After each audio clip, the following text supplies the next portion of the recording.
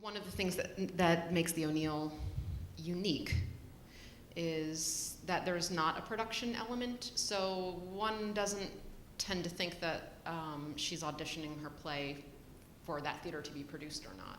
And still, artistic directors come and people are curious about what's going on, but I think one of the things that's special about it is that there's not that sense of being judged. You're really there to judge your work more than anyone else.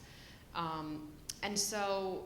there's a flip side to that coin of getting stuck in those early readings, and I've certainly had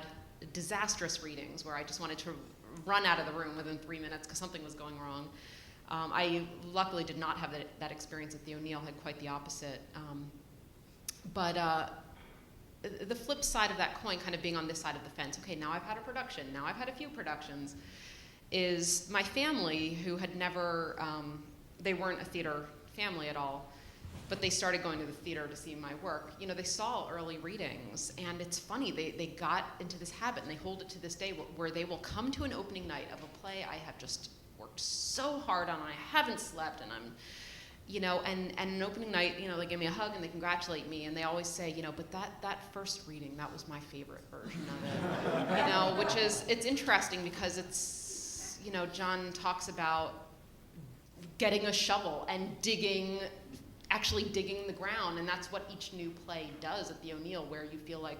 okay, we're actually creating this, we're laying the foundation, and then the audience they get that feeling, they get to be in on it. So there are a few other organizations, I've also had the privilege to be a new dramatist, which is not production oriented, and so I feel like those kinds of developmental readings have a special quality to them.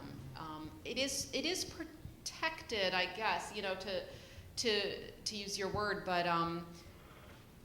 playwrights are so ruthless on themselves that, and they recognize that opportunity, so they do run with it, and sometimes a big risk comes out in, taking a chance comes out in one line in a play, changing the last line of the play, and sometimes it comes out in scrapping Act 2 and saying, damn it, let me try to stay up all night and see if I've got something more to say, and then let it be a mess.